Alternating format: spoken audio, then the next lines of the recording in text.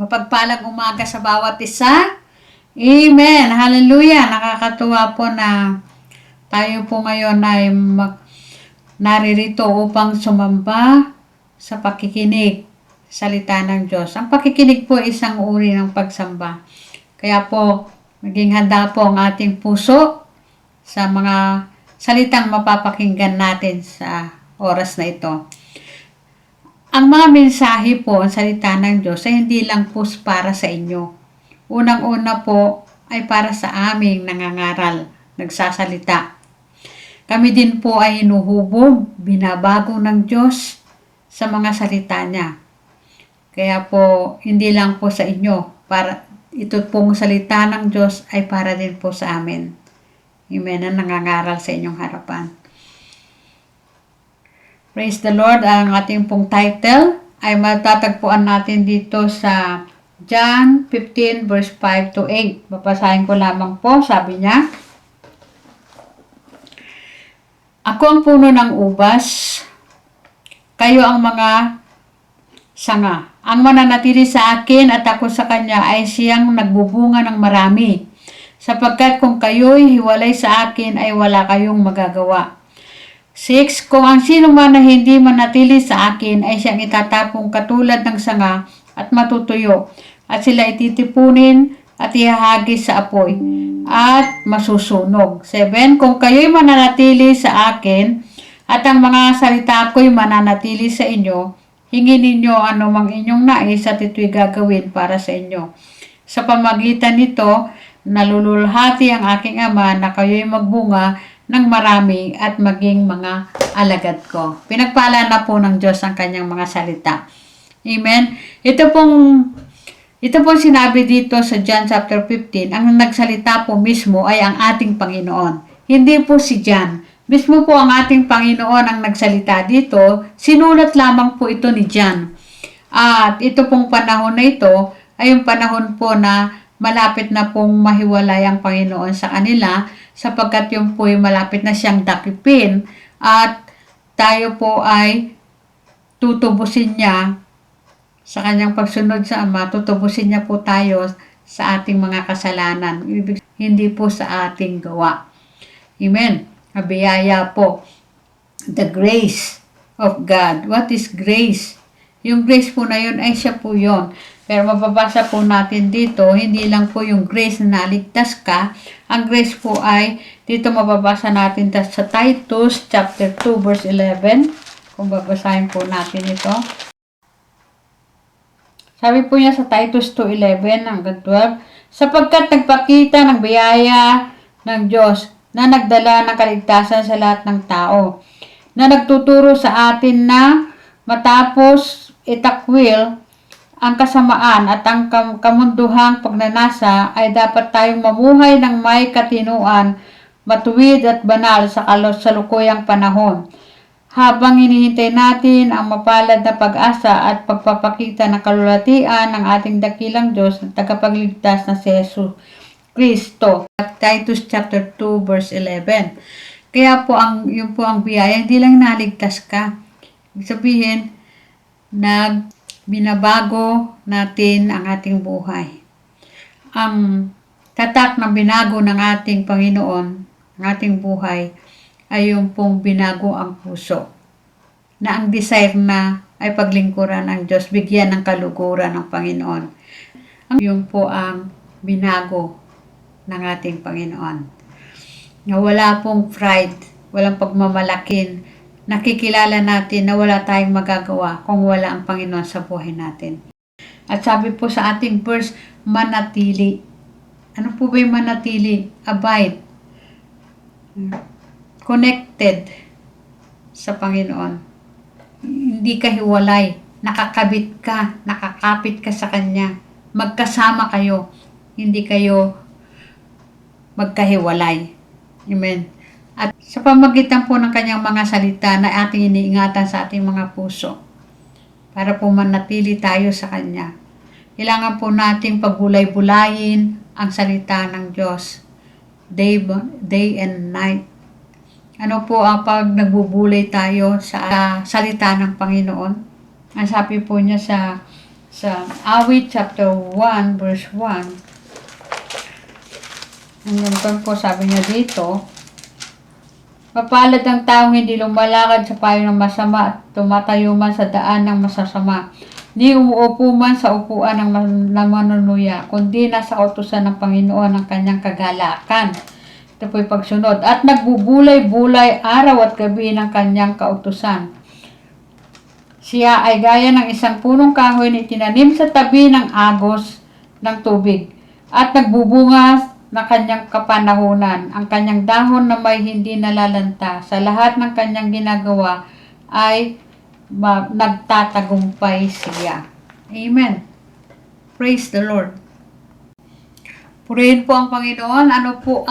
Sino po ang puno? Ang ating Panginoon. Tayo po yung mga sanga. Tinahanapan po tayo ng Panginoon ng bunga. Ang bunga po na yan ay ang karakter, yung pagbabago po natin. Meron po bang nagbabago sa ating buhay? O siya pa rin po tayo? Wala pong pinagbago. Imposible po na ang isang mananampalataya o Kristiyano o tagasunod ni Kristo na wala pong bunga, na hindi po ito mamunga. Ibig sabihin po kapag wala tayong bunga, hindi po tayo nakakonekta sa puno. Hindi po tayo nakakonekta sa ating Panginoon. Imposible. Sabi po na hindi mamunga ang isang sanga na nakakonekta sa kanyang puno. Na napakahalaga sa ating Panginoon na makitaan tayo ng bunga. Dahil hindi po makikita ang kagandahan ng isang puno kung wala pong branches o sanga na bunga. Ang isang vine po, pangit po ang itsura nito kung wala pong sanga na namumunga. Nagiging maganda pong tignan ang puno ng ubas kapag ang sanga nito ay hitik sa bunga. Di po ba? Lumalabas ang beauty, ang kagandahan ng puno ng ubas kapag maraming bunga ang kanyang mga branches, ang kanyang mga sanga. Nakakatuwang tignan. Pero tignan nyo po yung puno ng ubas na walang bunga ang mga sanga niya. Pangit po siya, di ba? Yung po ay tumutukoy sa ating Panginoon. Ang Panginoon po ay pangit ang naging itsura niya dito sa lupa nung andito siya sa lupa dahil binayaran niya ang ating kasalanan. Bakit po kailangan tayong mamunga? Nag-glorified po ang ating Diyos. Tayo po ay namumunga na kanyang mga sanga. Sabi po sa Mateo chapter 7 verse 20, babasahin po natin, tinutukoy po ito sa bunga. Pisa natin sa 16. Makikilala ninyo sila sa kanilang mga bunga. Makakapitas ba ang ubas sa mga tinikan o ang mga igos sa mga dawagan? Gayun din naman, ang bawat mabuting puno ay mabuting bunga. Ngunit ang masamang puno ay masamang bunga. Hindi maaring mamunga ang masama ng mabuting puno. Ang mamunga ng mabuti ang masama puno. Bawat puno na hindi mabuti, ang bunga ay pinuputol at tinatapon sa apoy. Kaya't makikilala ninyo sila sa kanilang mga bunga. Dito po tayo nakikilala kung kanino tayo nakaugnay, kung kanino tayo bunga. Kung ang karakter po natin ay hindi maganda, malaswa po tayo, kaninong puno po tayo kapag tayo ay gumagawa ng masama. Hindi po tayo sanga ni Kristo kapag ang bunga po natin ay maasim, mapakla, mapait. Ang bunga po niya ay matamis, ibig sabihin mabuting gawa. Hindi po tayo maliligtas sa mabuting gawa. Ito po yung katunayan, proof na tayo ay tagasunod o Kristiyano o sanga ng ating Panginoon. Amen. Ano po ba'y bunga dito? Tinutukoy, Galatians chapter 5 verse 22. Kahinahunan, kapayapaan, pag-ibig, pagtitiis, pagtitiyaga, kagandahang loob. Amen? At isa pang bunga, yung bunga ng kaluluwa. Ito po yung nahanap din po sa atin. Dalawang kwan po yun, Go Ye and Preach the Gospel. At mababasa din po natin yan sa John chapter 15 verse 16. Humayo kayo at mamunga. Kaluluwa din po ang hinahanap ng Diyos dito na bunga natin. Kaya po mga kapatid, binigyan niya po ito ng diin. Kasi nais po ng Panginoon na tayo ay kalugdan sa pamagitan ng ating mga bunga. Nahanapan po tayo, wala tayong silbi na puno kapag wala po tayong bunga. Para po yung asin kung walang alat, walang lasa, ay wala tayong silbi. Amen? Paano pong maging connected? Paano pong maging manatili sa Panginoon? Kailangan po natin ng manatili sa salita ng Diyos. Magbasa araw at gabi. Meditate. Sino na pong nakabasa ng Genesis to Revelation? Sa Bible. Sino po ang may Bible? Amen? Mahalaga po may Bible. Nakakabili po tayo ng magarang cellphone pero Bible di tayo makabili. Nakakabili tayo ng mamahaling sapatos, yung Bible, hindi tayo makabili. Salita ng Diyos. Kung mahalaga po ang salita ng Diyos sa buhay natin. Diba? Kapag pinapahalagahan natin ang isang bagay, kahit mahal pa yan, kahit mahirap pa yan, kung gusto natin, pipilitin natin makuha. Sino na po ang may Bible? Ang salita po ng Diyos ay mahalaga sa bawat isa para manatili po tayo sa ating Panginoon. Hallelujah! Kasi ang salita po ng Diyos, siya yung salita. Sa John chapter 1 verse 1. Nang pasimula ay salita at ang salita ay sumasa Diyos at ang salita ay Diyos. At sa baba po, sa 14, at nagkatawang tao ang salita at nanahan sa atin. Yun po ang Panginoong Hesus. Kapag ang salita ng Diyos ay iniingatan natin sa ating puso, nananatili siya sa atin. Nagiging buhay ang salita ng Diyos sa atin, na siyang bumabago sa atin para lumabas po ang mga bunga nito ay sa pamamagitan po ng pakikinig ng salita ng Diyos. Amen. Yung pong salita ng Diyos ang lumilinis, bumabago sa atin, sa ating kaisipan, sa ating mga puso, sa ating pagkatao. Napakahalaga sa isang Kristiyano na ang salita ng Diyos. Masasabi mong Kristiyano ka pero hindi tayo nagbabasa ng Biblia. Kasi once na tayo ay naging Kristiyano na, naging connected sa ating Panginoon, nang nagkaroon ng relasyon sa Diyos, meron na po tayong desire na kilalanin natin ang lubusan ng Diyos. Mapalapit sa Diyos. Amen? Yung desire mo, gusto mo lagi siyang iniisip natin. Di po ba? Kaya sa pamagitan ng salita niya, tayo ay nakikilala natin siya. Sa salita niya, dito tayo napapalapit sa Panginoon. Kasi dito natin nakikita ang kanyang plano at gusto sa buhay natin. At kung ano yung magagawa niya sa atin. Kung ano yung ginawa niya sa atin. Dito po natin mababasa. Ay nagbubulay-bulay, nagbabasa, nagme-meditate ng salita ng Diyos. Sabi po niya sa Psalms chapter 1, hanggang 5. Sabi niya doon hanggang 6. Babasahin natin. Sa Awit chapter 1, sabi niya dito, mapalad ang taong hindi lumalakad sa payo ng masama, hindi tumatayo man sa daan ng masama, at umuupo man sa puupuan ng manunuya, kundi nasa kautusan ng Panginoon ang kanyang kagalakan, at nagbubulay araw at gabi ang kanyang kautusan. Siya ay gaya ng isang punong kahoy na itinanim sa tabi ng agos ng tubig. Nagbubunga sa kanyang kapanahunan at ang kanyang dahon na may hindi nalalanta sa lahat ng kanyang ginagawa ay nagtatagumpay siya. Amen. Purihin ng Diyos. Ito yung mangyayari sa isang tao na nakikinig, sumusunod sa salita ng Diyos. Amen. Yung nagbubulay-bulay ng salita ng Diyos, ang Kristiyanong mahilig makipag-usap sa Diyos sa pamagitan ng kanyang salita, para siyang puno na sa tabi ng agos ng tubig.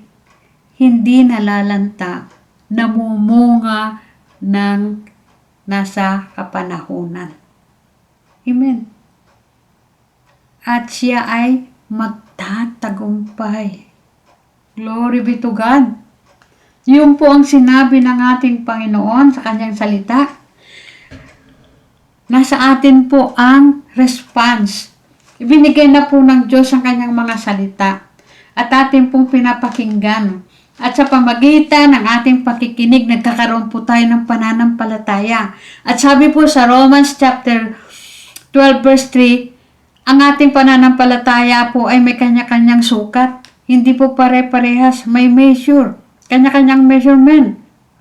Maliit, may malaki, may genuine.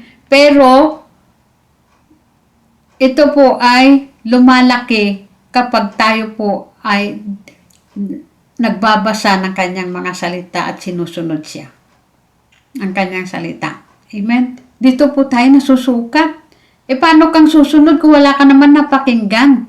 Kinakailangan po meron tayong napakinggan at meron tayong binabasa. Pero para po meron tayong sundin. Ano po ang sabi ng Diyos? Magtatagumpay? Hindi malalanta? Ibig sabihin, hindi ka mawawalan at ikaw ay mamumunga sa iyong kapanahunan. Gusto po natin to? Mag-aral po tayo ng kanyang salita. Sundin po natin ang kanyang mga salita. Amen? Purihin po ang Diyos. Kaya po, mahalaga sa atin po ang response. Tayo din po ang mag-aani. Tayo din po ang mag-aani kung tayo po'y sumusunod sa Diyos. Gusto niya po na tayo mapagpala. Pero depende sa ating response. Amen? Hallelujah. Dito po, mayroon lang po akong 4 na points na makikita po na ito po ang tanda ng sanga na yon ay mabunga. Amen? Una pong points ay ito po, effective in prayer. Ang sangang mabunga po, makikita po natin sa kanya na ugali niya, lifestyle niya ang manalangin. Nananalangin po siya, may devotion siya. Hindi lang po sa public, hindi lang sa church siya nananalangin. Hindi lang pag prayer meeting siya nananalangin. Ang mabungang sanga, kahit saan siyang lugar, anuman ang sitwasyon niya, nakikipag-usap sa Diyos, nananalangin po siya. At ang kanyang panalangin ay tinutugon ng Diyos. Ito po ang tanda. Sabi po sa James chapter 5 verse 16, di ba? Ang panalangin ng matuwid ay kanyang dinidinig. Hallelujah! Ito po yung tanda na mabungang sanga. Pinapakinggan ng Diyos ang ating dalangin.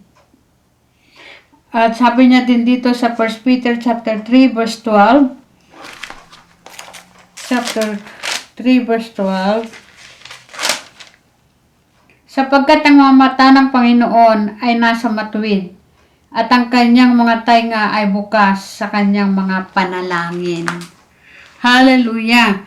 Effective in prayer po. Pinapakinggan ng Diyos ang mga taong nananalangin na matuwid. Ito po yung tanda ng bunga, mabungang puno. Mabungang sanga. Amen. Pangalawa po, sabi niya dito, ay sumusunod. Ang sinusunod niya ay ang kalooban ng ating Panginoon. Amen? Hindi na po ang kanyang sarili ang kanyang sinusunod. Yun po ang isang tanda na mabungang sanga ka. Makikita po natin ang isang Kristiyanong mabungang sanga, nakaugnay sa Diyos, sa ating Panginoon.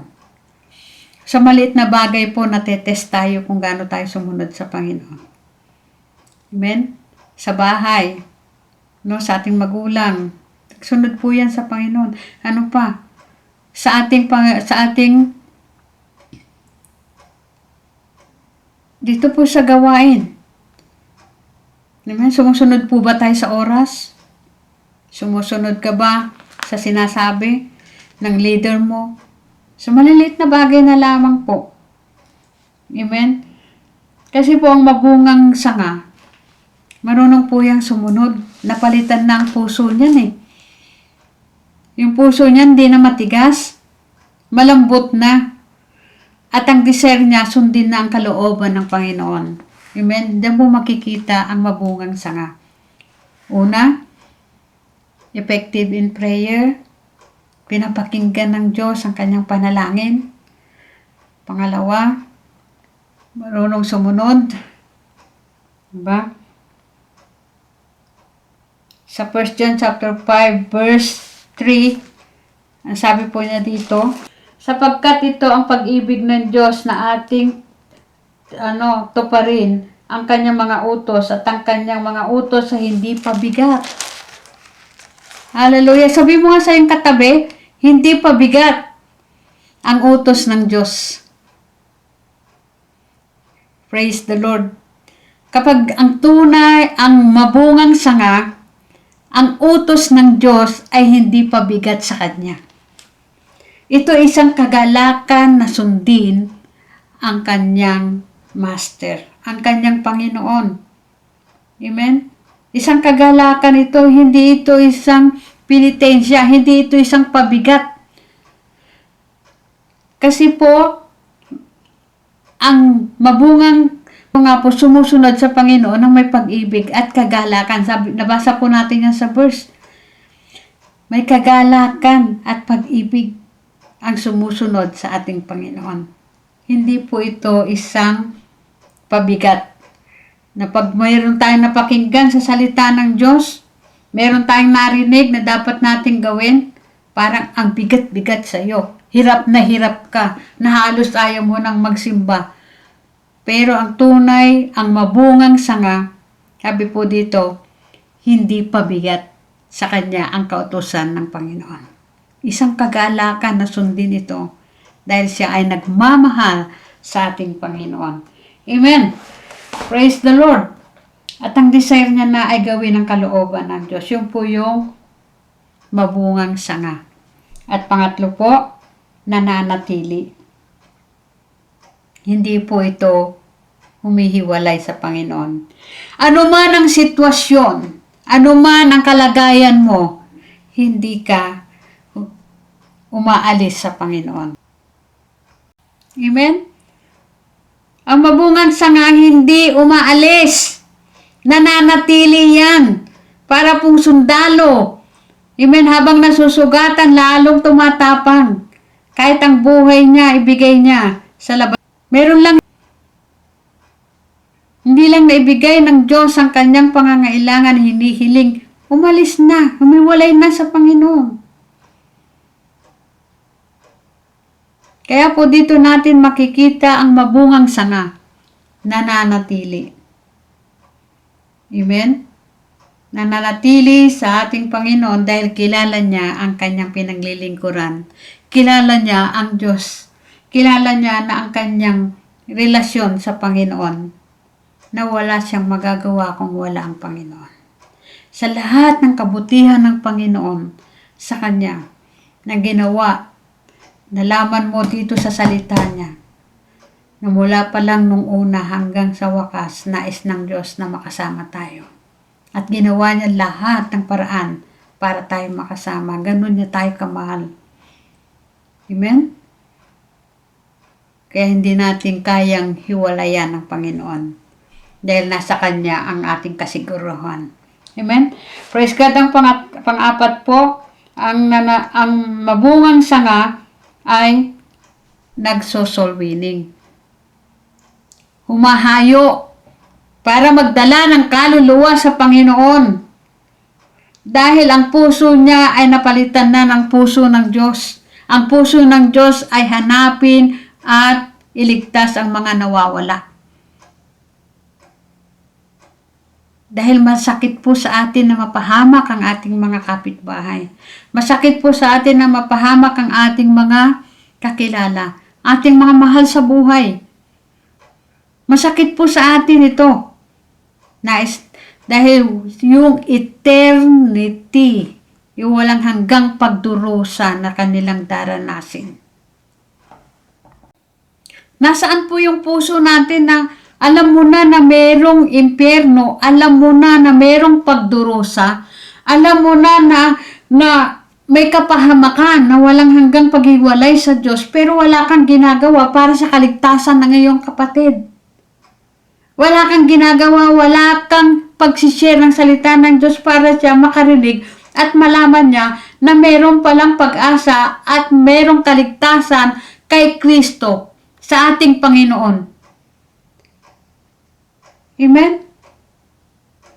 Ang tunay na mabungang sanga, may concern, may pag-ibig, may pakialam sa mga taong nawawala. Walang kaligtasan, walang relasyon sa Diyos. Mga taong papunta sa kapahamakan, papunta sa kamatayan. May concern po yan. Ang bungang sangang mabunga. May pag-ibig siya sa mga taong papunta sa kamatayan. Nagso-soul winning. Humahayo. Amen? Sacrifice. Dahil alam niya na yun ang kalooban ng Diyos. Yun ang gusto ng Diyos. Praise the Lord. Itong apat po na ito, dito makikita na mabungang sanga tayo. Pinakikinggan ng ating panalangin. Nananalangin po tayo. At tayo ay desire nating sumunod sa Panginoon. Desire nating ang kalooban ng Diyos ang masunod, hindi ang ating sarili. Amen?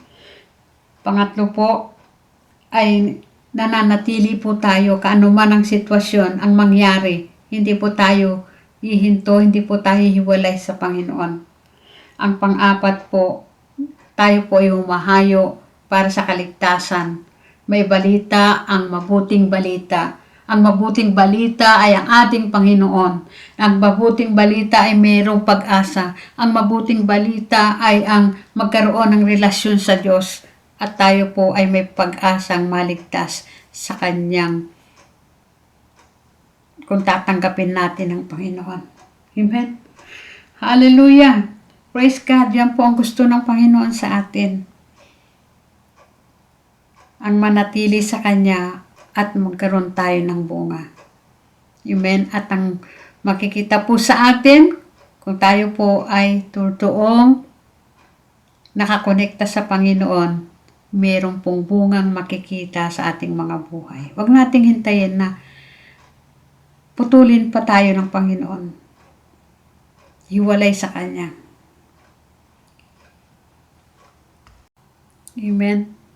Mga kapatid, ang batayan po ng nanatili sa ating Panginoon ay meron po tayong bunga na nakikita sa atin.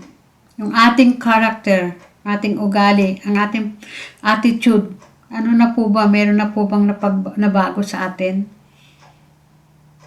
At kung wala po, tanungin po natin ang ating sarili kung talagang nakakonect tayo sa Panginoon. Kung tayo po ay talagang nakaugnay sa Panginoon. Kasi kapag hindi po tayo nakaugnay, hindi po makikitaan ng bunga.